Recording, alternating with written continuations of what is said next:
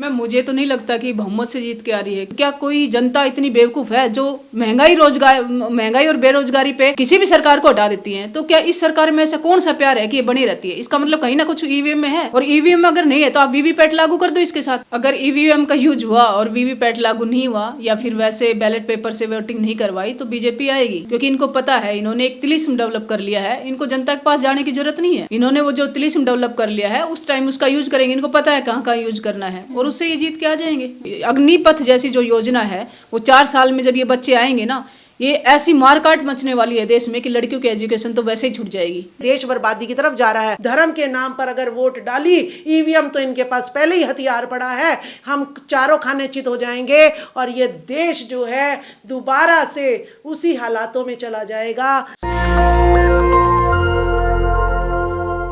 नमस्कार, मैं निधि रतन और आप देख रहे हैं नेशनल दस्तक। डॉक्टर अंबेडकर ने कहा था कि महिलाओं की प्रगति से मैं समाज की और देश की तरक्की मापता हूँ। जिस देश की महिलाओं ने तरक्की की है उस देश को मैं विकास होने से मापता हूँ। जिस समाज की महिलाएं संगठित होती हैं, आगे बढ़ती हैं, उससे अंदाजा लगाया जा सकता है कि महिलाओं की दशा से उस समाज की, उस देश की क्या स्थिति है। मेरे साथ 2 मजबूत और सशक्त महिलाएं हैं, उनसे बातचीत करेंगे उन तमाम मुद्दों पे। उनके जीवन में जो एक्सपीरियंस रहे, समाज के लिए जो आवाज उठाते उठाते उन्होंने ठोकरों से सीखा। स्पेशल बहुजन समाज की महिलाओं के लिए ये वीडियो है, क्योंकि बहुजन समाज की महिलाएं कहीं ना कहीं वो अपने आप को खोती जा रही हैं, जबकि उन्होंने सबसे ज़्यादा दर्द सहा है। सबसे ज़्यादा उनके पास बताने के लिए शब्द हैं, सबसे ज़्यादा बस ज़रूरत है तो उन्हें एक मौका देने की। मैम, हमारे चैनल में आपका स्वागत है। बहुत बहुत धन्यवाद जी।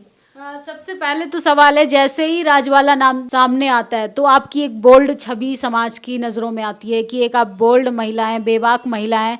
आप कैसे देखती हैं समाज में आज भी महिलाओं की और बहुजन महिलाओं की दशा को आप कैसे देखती हैं?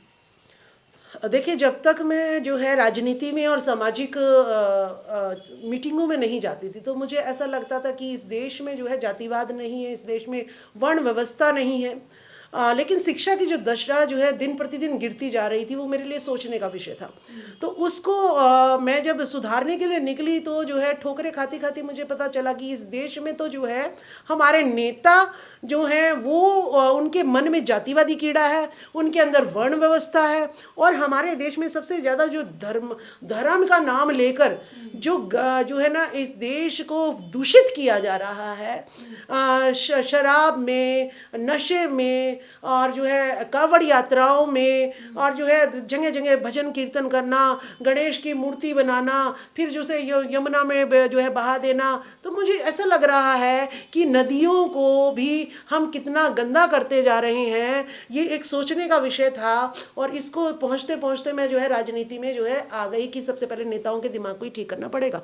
लेकिन सबसे ज़्यादा मुझे पता लगा कि राजनीति के साथ साथ धर्म युद्ध भी चल रहा है। और ये धर्म युद्ध जो धर्म गुरु बने हुए हैं ये नेताओं को चला रहे हैं, इनके कंट्रोल में जो है मुझे नेता लगा नजर आ रहे हैं। तो सारा देश जो है या तो धर्म गुरु चला रहे हैं, जो क्या करते हैं मोटी मोटी तोंद फुलाते हैं, खाते हैं फ्री का, और ऊट पटांग बातें जो हैं। अभी आपने एक बाबा की वक्तव्य सुना भी होगा, जो है क्या नाम है उसका, गुप्तेश्वर बाबा की जन्म से जो है कोई ब्राह्मण के घर में अगर जन्म लेता है तो वो उसके पूर्व जन्म का पुण्य है। तो अगर वो ब्राह्मण नीच काम भी कर देगा तो भी वो पूजनीय है। अब ये ऐसी बातें इस देश में चल रही है कि अगर कोई ब्राह्मण मेरा बलात्कार कर देगा तो वो पूजनीय हो जाएगा। कैसी बातें इस देश में चल रही है? वो जन्म से सर्वश्रेष्ठ है, ये उनके पूर्व जन्म के जो चीजें अच्छी जो उन्होंने कर्म किए हैं, ये उसका फल है कि वो ब्राह्मण कुल में पैदा हुए हैं। तो वो अगर नीच काम कर देगा, रेप कर देगा तो कोई अच्छी बात है, वो हमें उसे प्रसाद समझे तो हम देवदासी बन जाए। आपके कहने का ये मतलब है कि हम देवदासी बन जाए? नहीं जी, चाहे वो ब्राह्मण हो चाहे इनके अनुसार कोई भी हो, अगर कोई हमें गलत नजर से देखेगा और कोई हमारे साथ छिड़कानी या बलात्कार करेगा तो संविधान में जो उसके बलात्कारी के लिए सजा लिखी हुई है, चाहे वो ब्राह्मण क्यों ना हो, उसके वही जूते लगेंगे। एक और बाबा हैं धीरेन्द्र शास्त्री, आजकल बड़े चर्चाओं में बने हुए हैं। वो महिलाओं को कहते हैं खाली प्लॉट। इस पर आप क्या बोलेंगी? आपकी चूंकि आप हरियाणा से आती हैं, ऐसी छवि बनाई जाती है कि हरियाणा में सबसे ज़्यादा महिलाओं को गर्भ में ही मार दिया जाता है, महिलाओं को आगे नहीं बढ़ने दिया जाता, पढ़ने नहीं दिया जाता। चूंकि आप हरियाणा में महिलाओं को कैसे देखती हैं? मतलब आप देखेंगी कि ग्रामीण महिलाओं की दशा आप कैसे देखती हैं आज जैसे हालात हैं? तो मैम सबसे पहले तो जो हरियाणा की एक छवि बना दी गई है कि बेटियों को वहाँ पर गर्भ में मार दिया जाता है, मुझे ये लगता है कि सिर्फ हरियाणा की नहीं पूरे इंडिया की एक कहानी है। और आप सेक्स रेशियो वाइज आप चेक करोगे तो दिल्ली का सेक्स रेशियो हरियाणा से भी कम है, जम्मू कश्मीर का उससे भी कम है। और सेक्स रेशियो का आप देखोगे कहाँ कहाँ कम हुआ, जहाँ पर पावर परचेजिंग कैपेसिटी है, जहाँ पर मशीनीकरण हुआ है, टेक्नोलॉजी आई है, तो वहाँ पर सबसे ज़्यादा अबॉर्शन हुए हैं। क्योंकि इंडिया जो है, पूरा इंडिया क्या, पूरा वर्ल्ड क्या है, एक पुरुष सत्तात्मक पितृ सत्तात्मक समाज है। अब एक ही बच्चा पैदा करना है, क्योंकि एनसीआर रीजन में जब आप रहते हो तो इतनी ज़्यादा एजुकेशन महंगी है, सब चीज़ इतनी महंगी है, तो सब एक बच्चा पैदा करना चाहते हैं। और एक में भी फिर कौन इंडिया में है कि भाई विरासत किससे चलेगी, तो उसी को प्रीफरेंस देते हैं। और सेकंड का अबॉर्शन हो जाता है, क्योंकि आपके पास पैसा भी है, टेक्नोलॉजी भी है। आप देखो झारखंड में, छत्तीसगढ़ में, उड़ीसा में, वहाँ पर लड़कियों को दिल्ली के अंदर 2-2 हज़ार रुपये में काम करने के लिए 12-12 साल की लड़कियों को भेजा जाता है। लेकिन वहाँ पर सेक्स रेशो अच्छा है, क्यों? क्योंकि पावर परचेजिंग जो कैपेसिटी है वो कम है उनकी, और मॉडर्नाइजेशन वहाँ पर हुआ नहीं है, मशीनीकरण हुआ नहीं है, तो मतलब नहीं, अनचाहे गर्भ भी पैदा हो जाते हैं। चूंकि आप तमाम मुद्दों पे अपनी आवाज़ उठाती हैं, महिलाओं की दशा पहले से बेहतर हुई है कि नहीं, या आज भी महिलाओं को जाति के आधार पे निशाना बनाया जाता है? अगर महिलाओं की जेंडर की बात करें, महिलाओं में भी अब जातिवाद को देखती हैं? महिला जातिवाद तो हमेशा ही रहेगा, चाहे महिलाओं में हो, चाहे उसमें हो, पुरुष में हो, चाहे वैसे कॉमन उसमें लगाएं। क्योंकि महिलाएं आगे तो बढ़ी हैं जैसे जैसे समय बढ़ता है, लेकिन वो किस रफ्तार से बढ़ा हुआ है मायने ये करता है कि आज देश आज़ाद हुए 76 ईयर हो गए, लेकिन महिलाओं का रिप्रेजेंटेशन है कहाँ? आप लोकसभा में देख लो, राज्यसभा में देख लो, आप जुडिशरी में देख लो, ब्यूरोक्रेसी में देख लो, या प्रोफेसर्स में देख लो, सेंट्रल यूनिवर्सिटी में, या कहीं पर भी देख लो। ब्यूरोक्रेसी जो 4 पिलर हैं, मीडिया है, जुडिशरी है, ब्यूरोक्रेसी है, पार्लियामेंट है, इनमें महिलाओं का प्रतिनिधित्व कहाँ है? 15% के आसपास लोकसभा में है, 11% के आसपास राज्यसभा में है। और अब जब वीमेन रिजर्वेशन बिल पास किया गया इतने ईयर्स के बाद भी, 96 में ये रिजर्वेशन बिल आया और आज तक वो पास ही नहीं हुआ। इकोनॉमिक वीकर सेक्शन का रिजर्वेशन आपने एक दिन में पास कर दिया, और इस बिल को जब आज पास किया है तब भी ये कह रहे हैं कि ये परिसीमन के बाद लागू होगा। इसका मतलब आप बेवकूफ़ बना रहे हो। आपने जितने बिल, जम्मू कश्मीर को आपने वो किया, आपने एक दिन में लागू कर दिया, आपने इकोनॉमिक वीकर सेक्शन एक दिन में लागू कर दिया, तो इस बिल के लिए इंतजार क्यों? आपने गांव में सरपंचों को 50% पद दिए, 50% रिजर्वेशन महिलाओं के लिए। क्या देखती हैं सरकार महिला रिजर्वेशन को इम्प्लीमेंट करने के लिए देरी क्यों कर रही है? या उसको डर है कि बहुजन महिलाएं जब संसद पहुंचेंगी तो शायद इस देश की तस्वीर बदल जाएगी? बहुजन महिलाओं को तो इसमें राइट नहीं दिया ना, ये बिल तो सिर्फ जनरल के लिए पास कर दिया गया। इसमें वही महिलाएं आएंगी जो जनरल में भी वही महिलाएं जो पहले से आगे हैं, जिनके हस्बैंड हैं, जिनके फादर हैं, या वो खुद आगे हैं, वही महिलाएं आएंगी। इसमें जो बहुजन महिला है या जनरल की जो सामान्य महिला है, गरीब क्षेत्र उससे आती है, उसका कोई रिप्रेजेंटेशन नहीं है इस बिल में। और आपको पता है कि जब दौड़ ही एक तो या 0 से स्टार्ट करेगा और 1 किलोमीटर आगे से स्टार्ट करेगा, तो जीतेगा तो 1 किलोमीटर आगे वाला ही ना। कैसे देखती हैं आप महिला रिजर्वेशन को लेके? क्योंकि महिला रिजर्वेशन में भी दलित महिला रिजर्वेशन की भी बात आ रही है, दलित महिलाओं को रिजर्वेशन और भागीदारी का सवाल है। देखिए, पुरुष प्रधान देश है, तो यहाँ पर जब तक जो है आप जैसे प्लॉट की रजिस्ट्री कराते हैं तो उसमें जो है महिलाओं का जो स्टैम्प ड्यूटी लगती है वो 5% लगती है, और पुरुषों की स्टैम्प ड्यूटी ज़्यादा होती है। तो पुरुष जो है उस 2-3% को बचाने के लिए क्या करता है, महिलाओं के नाम प्लॉट की रजिस्ट्री करा देता है, लैंड की रजिस्ट्री करा देता है। तो इसी तरीके से SC ST में भी जब तक आप औरतों का रिप्रेजेंटेशन अलग से नहीं देंगे, पुरुष प्रधान देश हमें आगे नहीं आने देगा। इसी तरीके से देखिए, पूरी महिलाओं का जो है इन्होंने 33% दिया है, लेकिन महिलाओं की आबादी कितनी है देश में? 50% है। तो सबसे पहले कोटारा गाज तो बीजेपी सरकार ने यही कर दिया कि 17% हमारा शोषण पहले ही कर दिया, और उसमें भी 33% जो जाएगा, जैसे बबीता जी ने कहा कि कोटा अंडर कोटा जब तक आप हमें नहीं दोगे, तो जो महिलाएं जनरल कैटेगरी की आगे बैठी हुई हैं, MP की बीवियां हैं, MP की बहनें हैं, MP की भतीजी है, MLA की भतीजी है, PM के रिश्तेदार हैं या CM के जो भी हैं, वो जो है जाके फिर जो है 33% पे भी कब्जा कर लेंगी, और हम जैसी जो महिलाएं बहुजन समाज की हैं उन्हें कहीं भी रिप्रेजेंटेशन नहीं मिलेगा। मतलब आप कह रही हैं कि जो सदन के अंदर मौजूदा महिलाएं जो जर्नल कैटेगरी से आती हैं, जो रिजर्वेशन कैटेगरी में नहीं आती हैं, वो आपके हक अधिकारों के लिए नहीं लड़ेंगी?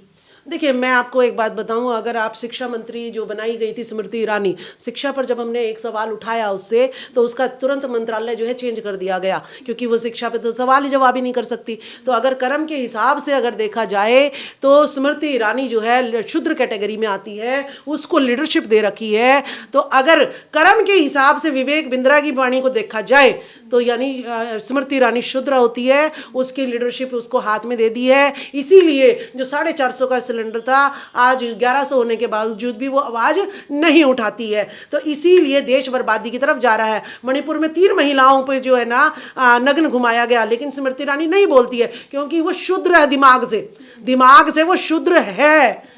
तो अगर कर्म्स के हिसाब से देखोगे तो स्मृति ईरानी को कभी भी, वो एक्ट्रेस थी, मनोज तिवारी को कभी भी पार्लियामेंट में नहीं जाना चाहिए। इन जैसे मनोज तिवारी वाले शूद्र, स्मृति ईरानी जैसे शूद्र ऐसे इस पार्लियामेंट पे कब्जा करके बैठे हैं, जिनकी वजह से देश जो है पथहीन हो गया है, दमहीन हो गया है, रास्ता देश भटक गया है, शिक्षा से हटकर नाच गाने और सिर्फ धर्म की तरफ लग गया है। राजबाला जी का कहना है कि ऐसे स्मृति ईरानी जैसे एक्ट्रेस और एक्टर को संसद के अंदर नहीं जाने दिया जाना चाहिए। तो आप कैसे देखती हैं इन सब चीज़ों को, किन लोगों को आगे आना चाहिए? मैम, संसद में वो लोग जाने चाहिए। संसद जो है एक रिप्रेजेंटेशन है जनता का, जिसको जनता की प्रॉब्लम्स का पता हो, जिसको अपने एरिया की प्रॉब्लम का पता हो, उनका सॉल्यूशन पता हो, उनको वहाँ जाना चाहिए। जो एक मैं कहती हूँ कि चांदी की चम्मच लेके जो पैदा हुए और जो अपने नाच गानों से निकले ही नहीं, जिन्होंने सामान्य जिंदगी कभी जी ही नहीं, उनको पता ही नहीं कि प्रॉब्लम्स क्या है। तो जब तक उनको प्रॉब्लम पता ही नहीं होगी तो कोई भी, अगर मैं जिस क्षेत्र से आती हूँ, मैं उस क्षेत्र के उन हालातों से गुजरी हूँ जिससे एक आम इंसान गुजरता है, तो मैं उसको बेटर तरीके से सोल्व कर पाऊंगी। अगर क्या करेंगे, आप लोग बहुजन समाज से आती हैं, ऊपर से महिला भी हैं, आपकी जाति और आपका जेंडर दोनों ही समुदाय से आता है, आप क्यों बगावत कर रही हैं सरकार से? आप घर में रहिए, बच्चा पालना, बच्चा पैदा करना आप लोगों का काम है। पहली बात तो मैम, ये तो जीन्स में होता है, घर में रहना ना तो मेरे पापा ने सिखाया, ना मैं जिस क्षेत्र से आती हूँ उसमें सिखाया। हरियाणा की औरतें आज, चाहे वो ओलंपिक हो और चाहे वो कोई भी क्षेत्र हो, चाहे अपने रिजर्वेशन ना होते हुए भी अपने दम पे अपना लोहा मनवा रही हैं। और ऐसे ही मैं भी एक उसी से आई, मैंने IAS की तैयारी करी, दिल्ली यूनिवर्सिटी से मैंने लॉ करी। उसके बाद हम IAS से की तैयारी वाले जो बच्चे जिनको कोविड के दौरान एग्जाम में नहीं बैठने दिया, हम लोग आंदोलन में आ गए और तब से ये राजनीति का जो रास्ता है वो हो गया। और पहले भी मेरा यही था कि भाई मैं सिलेक्ट होके और जो 2-3 साल जॉब करके मैं राजनीति में आऊँगी। क्योंकि आप छात्र हैं, आपने UPSC की तैयारी की, सरकार तो दावा कर रही है कि हमने नौकरियां दी हैं, भर भर के नौकरियां दी हैं। ये जो सरकार आई है, पहले जो जितनी भी IAS की वैकेंसी आती थी 1000 से 1200 के आसपास आती थी। जब से ये सरकार आई है तब से हर क्षेत्र में नौकरियां कम हो गई, चाहे वो IAS IPS की नौकरियां, चाहे SSC की नौकरियां हो। 1 करोड़ पद तो इस सरकार में खाली पड़े हुए हैं। इन्होंने कहा था 2 करोड़ रोजगार ये हर साल देंगे, 1 करोड़ तो इसमें खाली पड़े हैं। टोटल 2.4% नौकरी है हमारे देश में। पॉपुलेशन बढ़ रही है लेकिन पॉपुलेशन के हिसाब से कभी नौकरी नहीं बढ़ रही। आप वेस्टर्न कंट्रीज में देखोगे तो पॉपुलेशन का 12% गवर्नमेंट सेक्टर है, हमारे कितना है 2.4%, और उसको भी ये कभी इंक्रीज नहीं करे। उस 2.4% में भी 50% पद खाली पड़े हैं। IAS IPS के ले लो, डॉक्टर्स के ले लो, पुलिस के ले लो, फिर कैसे गुड गवर्नेंस दोगे? जुडिशरी के ले लो। अब मैं खुद भुगत भोगी हूँ कुछ चीज़ों की, मैंने जुडिशरी को बहुत नज़दीक से देखा जब मैं एडवोकेट अब हूँ।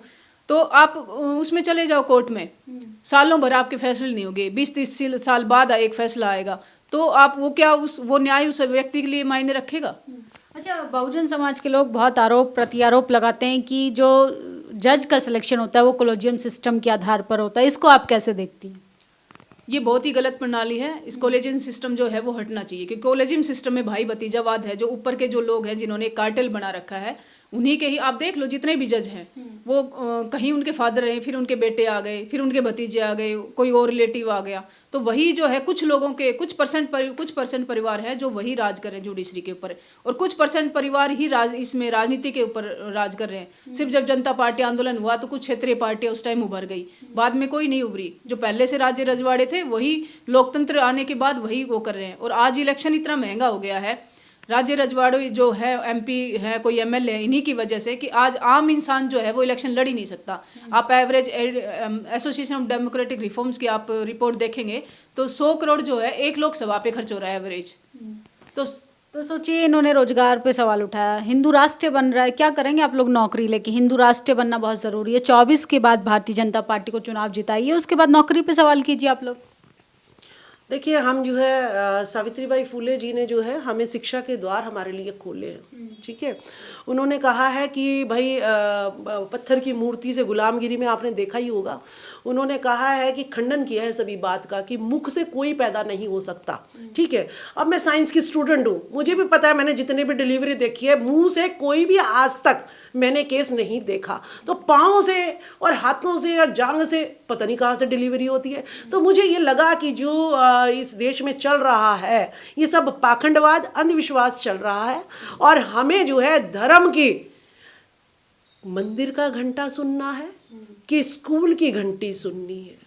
तो कोई भी माँ बाप आज सीने पे रख के कह दे हाथ, जो धर्म के नारे लगा रहा है कि अपने बच्चे को स्कूल की घंटी सुनवाता है या मंदिर की घंटी सुनवाता है, या अपने बच्चे को तो विदेश भेजते हैं पढ़ने के लिए और दूसरे के बच्चे को जो है कावड़ के लिए और रामलला के लिए लगाते हैं। ये ऐसे गद्दार और धोरे ये धर्म सत्ता को स्थापित करना चाहते हैं। लेकिन मैं कहती हूं कि चाहे वो किसी का भी बच्चा हो, शिक्षिका हूं मैं, तो उसे जो है वो मंदिर की घंटी नहीं, उसे सिर्फ और सिर्फ स्कूल की घंटी की आदत होनी चाहिए। आप लोग इतने आरोप लगा रहे हैं सरकार पे, सरकार बहुमत से जीत कर सत्ता में आ रही है, आप लोग कह रहे हैं कि नौकरियां नहीं, आप कह रहे हैं रोजगार नहीं, आप लोग तमाम तरीके के कह रहे हैं महंगाई है, 450 रुपए का सिलेंडर दे रही है भारतीय जनता पार्टी, और आप लोग तमाम तरीके के आरोप लगा रहे हैं। कैसे जीत रही है बीजेपी फिर? मुझे तो नहीं लगता कि बहुमत से जीत के आ रही है, क्योंकि आप देखोगे कि जिस भी गवर्नमेंट ने, जैसे कि अभी इसका राजस्थान का MP और छत्तीसगढ़ का लगाए, मेरी भी वहाँ पर ड्यूटी थी, मैं कांग्रेस के ऑब्जर्वर बनकर गई थी, तो वहाँ पर हर बच्चा बोल रहा था कि कांग्रेस आएगी, कांग्रेस आएगी, कांग्रेस आएगी। ये अचानक से क्या हुआ कि इतने अत्याचार होने के बावजूद, मणिपुर में औरतों को नंगा घुमाने के बावजूद, नौकरियों में अग्निपथ जैसी योजना लाने के बावजूद, जो देश के लिए इतनी खतरनाक योजना है कि देश को बर्बाद कर देगी, ये युवाओं के भविष्य को बर्बाद कर दिया। एग्जाम के अंदर बहुत सारे जो एग्जाम है या तो कंडक्ट करवाए तो बच्चों को IAS के एग्जाम में भी नहीं बैठने दिया, मेंस के एग्जाम भी एक पेपर हुआ दूसरे में नहीं बैठने दिया। इतने सारा इन्होंने ये किया, 50% पद खाली पड़े। कई नौकरियां तो इनकी ऐसी जिनके 4 बार फॉर्म भरवा चुके, मतलब रिवेन्यू कलेक्शन कर लिया लेकिन एग्जाम नहीं करवाया। हरियाणा में एक एग्जाम है फायरमैन का, उसका 12 साल में 4 बार फॉर्म भरवा लिए, उसका एक बार भी आज तक एग्जाम नहीं हुआ। इतना सब करने के बावजूद हरियाणा की सारी नौकरियों को इन्होंने कॉन्ट्रैक्ट बेस पर कर दिया। जो 70 हज़ार रुपये ले रहे थे वो 20 हज़ार में लगाएंगे। और इतना सब कुछ होने के बावजूद क्या कोई जनता इतनी बेवकूफ़ है जो महंगाई और बेरोजगारी पे किसी भी सरकार को हटा देती है? तो क्या इस सरकार में ऐसा कौन सा प्यार है कि ये बनी रहती है? इसका मतलब कहीं ना कुछ EVM में है, और EVM में अगर नहीं है तो आप VVPAT लागू कर दो इसके साथ। भैया आपने बटन दबा दिया, ठीक है कि बूथ कैप्चरिंग नहीं होगी, ये नहीं होगा, जल्दी वो हो जाएगा, ठीक है, लेकिन VVPAT तो था इसके साथ में। लेकिन EVM तो कांग्रेस पार्टी लेकर आई ना, तो अब EVM गलत कैसे साबित हो सकता है? देखो, कांग्रेस पार्टी EVM लेकर आई, उसके पास VVPAT की बात थी। हम हमेशा टेक्नोलॉजी की तरफ बढ़ते हैं और उसके प्रोज एंड कॉन्स देखते हैं, समय के साथ ही पता लगते हैं। वो कांग्रेस पार्टी लाई तो उसी टाइम तो पता नहीं लग जाएंगे, जब पता लगे तो अब उसका सुधार करना चाहिए ना। इनको क्या दिक्कत है? VVPAT लागू कर दो, जब आपका बटन जहाँ पर दबेगा उसकी पर्ची आ जाएगी, उन पर्चियों की गणना कर लो कि दोनों मैच कर रही है कि नहीं कर रही। चलो हम नहीं मानते कि टेक्नोलॉजी से कुछ हो रहा है, लेकिन वो तो मैच कर लेनी चाहिए। अरे विपक्ष कमजोर पड़ गया है, इसीलिए आप लोग आरोप लगा रहे हैं भारतीय जनता पार्टी पे कि EVM से जीत रही है। वो धर्म को तो बचा रही है ना, देश को हिंदू राष्ट्र तो बना रही है ना। हिंदू राष्ट्र में मैम OBC और SC ST और महिलाओं की जो जगह है वो कहाँ पर है, मेरे को ये बता दो। और इस देश को कौन चला रहा है? 12-13% जो जनसंख्या है वो नहीं चला रही इस देश को। इस देश को कुम्हार चला रहा है, इस देश को जो खाती है वो चला रहा है, उस देश को जो मोची है वो चला रहा है, किसान है वो चला रहा है। देश की कितने % आबादी है? 60% OBC है और 20% के आसपास SC और ST होगी। 80% जो जनसंख्या है, 80-89% के आसपास, वो जो जनसंख्या है वो देश को बना रही है। उस जनसंख्या का हिंदू राष्ट्र में कहाँ तक स्थान है? मुझे पता है कि हमने जो पढ़ा है और देखा भी है कि जो ब्राह्मण होते हैं ये कभी आपके मटके के मटका टच नहीं करते थे। जब गाँव में टंकी पे पानी भरने जाते थे, आप उनके घरों में जाके पानी नहीं पी सकते। ऐसे गिलास से आपको पानी पिलाते थे कि मतलब वो गिलास कभी वो यूज ही नहीं करते। आप जिन मुद्दों पे बात कर रही हैं, मटके को नहीं छूने देते थे, गिलास का पानी नहीं पीने देते थे, ये TV अखबार तो कहीं नहीं दिखाता। आप लोग कहाँ से पता नहीं ये खबरें लेके आते हैं? TV अखबार में तो कहीं चर्चा नहीं है इसकी। TV अखबार में क्यों नहीं? राजस्थान का मामला है, मेघराज जो बच्चा था, मेघवाल, उसकी आप अभी भी देख सकते हो। और ये चीजें तो हमने भी देखी है। मैं उस एरिया से आती हूँ जहाँ हम डोमिनेटेड हैं। मैंने कभी ये जातिवाद इस तरह का ये कभी महसूस नहीं किया। मैं सोचती थी ये गरीब लोग हैं जिनको हम हमेशा कभी शादी करे तो इनको बुला के मेरी मम्मी मतलब वो अलग से उनके लिए रख देती थी, या फिर जब आपके घर में कोई मृत्यु हो जाए तो पहले इनको खिलाते थे। हम लोग तो किसी की मृत्यु हो जब खाने भी नहीं जाते, मरे पे क्या खाना। ब्राह्मण का स्थान ईश्वर के स्थान के बराबर होता है। ये किसने कहा, हमें तो नहीं पता। हमने तो भगवान कृष्ण जी को ईश्वर का मंदिर में देखा है, या हनुमान जी को देखा है, या शिव जी को देखा है। हमने तो नहीं देखा इनका स्थान बराबर होता है। स्थान तो गुरु का बराबर होता है। इनका काम था, वर्ण व्यवस्था जब लागू हुई तो इनका काम था भैया एजुकेशन। जो किसान था वो खेती करता था, बाकी लोग और करते थे। वो चार भाइयों की तरह थे, एक तरह वर्ण व्यवस्था कि सारे भाई अपना अपना काम करेंगे और उसको एक दूसरे में शेयर करेंगे। किसान ने अनाज अपनाया, शेयर किया। मोची ने अपने जो जूते बने वो सब में शेयर किए। लेकिन इन्होंने एजुकेशन लेके उनमें शेयर ना करके सिर्फ अपने अंदर रख ली, और आज ये हमारे ऊपर डोमिनेट हो रहे हैं। अच्छा, क्या वजह है कि ये लोग एजुकेशन बाकी लोगों को क्यों नहीं देना चाहते, या जो इनके पास जो गुरु मंत्र है ये बाकी समाज में क्यों नहीं देना चाहते?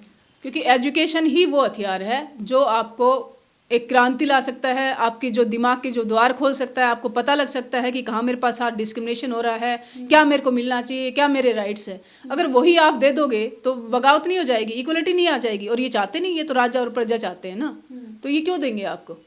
क्या देखती हैं आप कि आज भी आज़ादी के 75 साल बाद भी क्या मनुस्मृति विचारधारा से ही देश चल रहा है? बिल्कुल चल रहा है। राजस्थान में तो कहते हैं भी मनु की मूर्ति अभी भी लगी हुई है, ठीक है। और मैं आपको एक बात की और घोषणा कर देती हूँ कि राजस्थान में भाजपा की सरकार है, और जिस तरीके से जो ब्राह्मण वो जो है मुख्यमंत्री बनाया है, अब शिक्षा का वहाँ पे डाउनफॉल देख लेना आप। मैं चंद सालों में ही राजस्थान में शिक्षा का डाउनफॉल दिखा दूंगी, और शराब का, नशे का मैं बढ़ोतरी वहाँ पर आपको दिखा दूंगी। इसका कारण क्या होगा?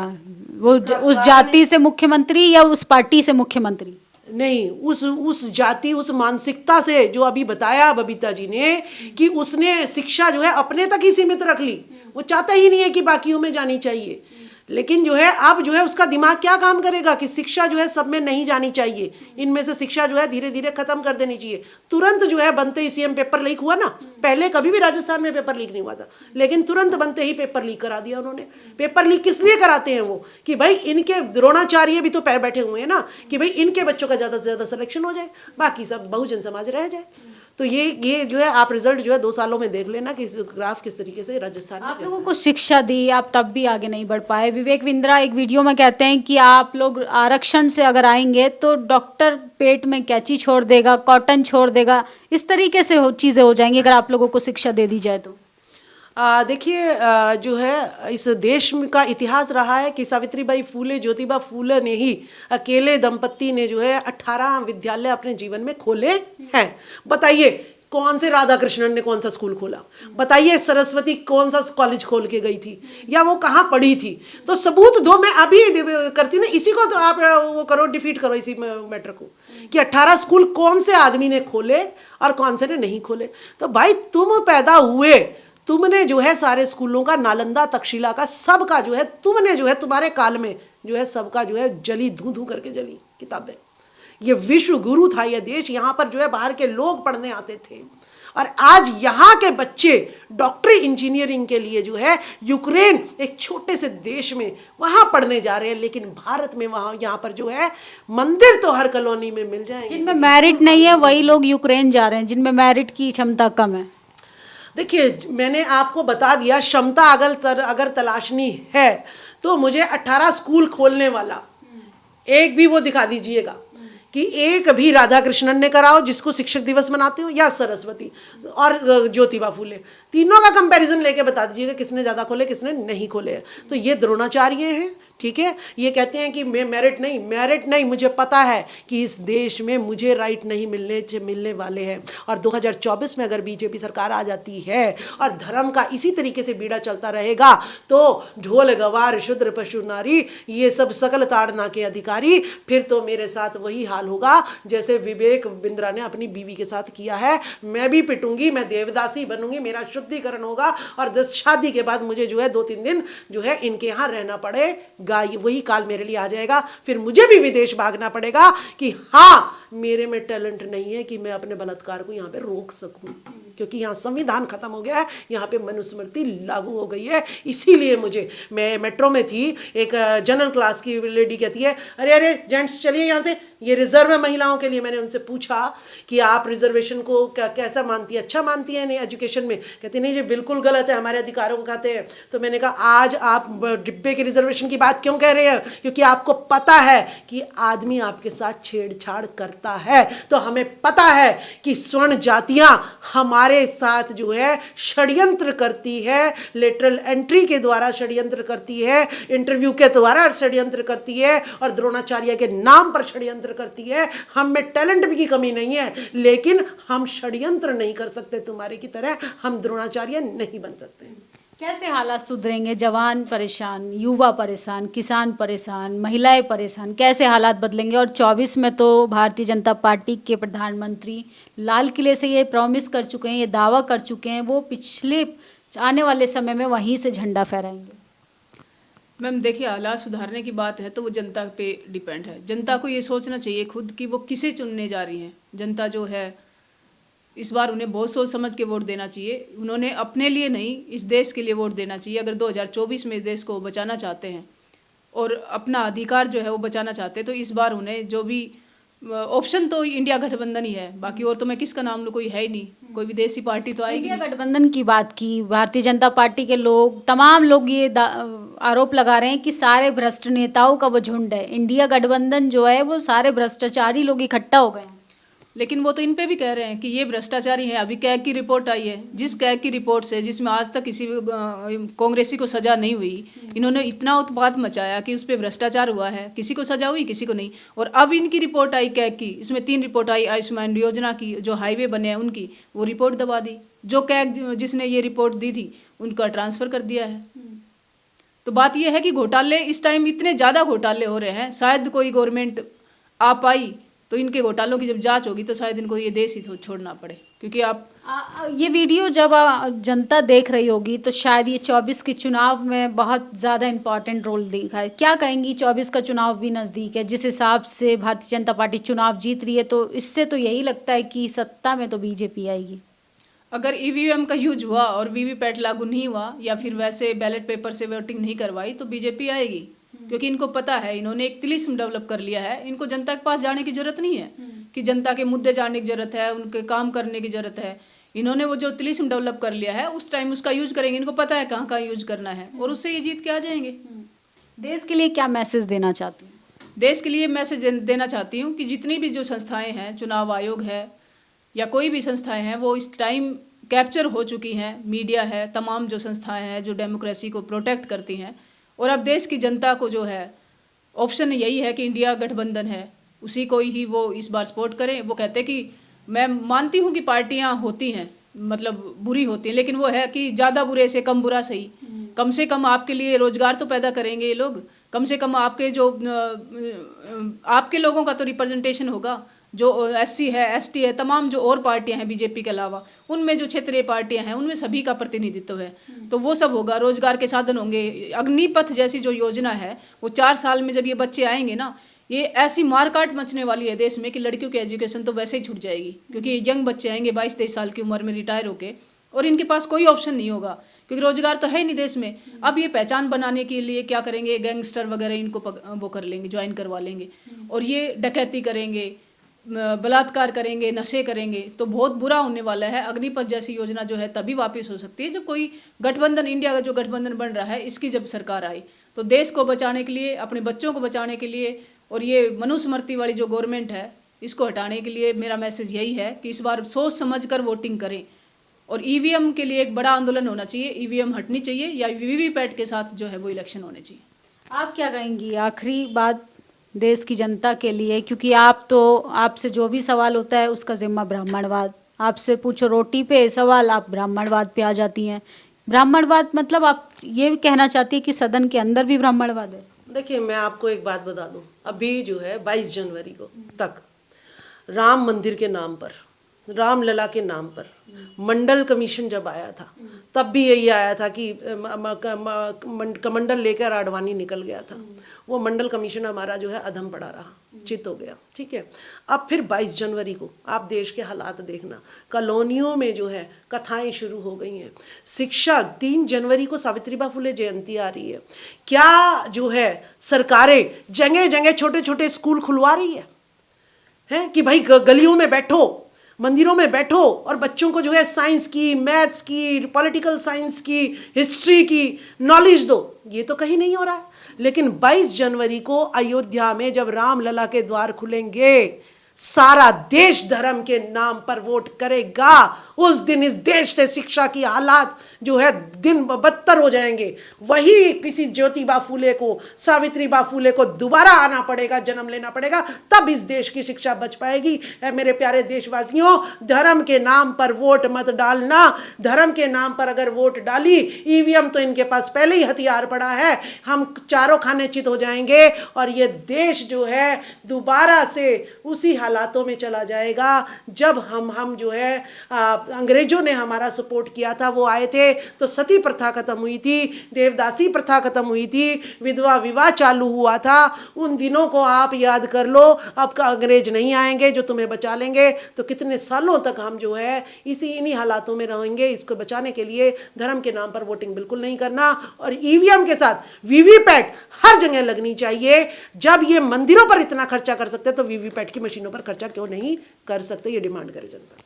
तो सोचिए, ईवीएम एक बहुत अहम मुद्दा बन चुका है। 24 का चुनाव नज़दीक है। भारतीय जनता पार्टी को इस पर गंभीरता से सोचना चाहिए कि तमाम विपक्षी पार्टियां, तमाम देश की जनता जो है बैलेट पेपर से चुनाव चाहती है। अगर भारतीय जनता पार्टी वाकई में बहुमत से सरकार बना रही है तो उसको बैलेट पेपर से एक बार चुनाव कराना चाहिए। इस वीडियो पर आपकी क्या प्रतिक्रिया, कमेंट बॉक्स में ज़रूर बताएं और जनता को तय करना है कि आपके कान में घंटे की आवाज़ जाना ज़रूरी है कि स्कूल की घंटी की।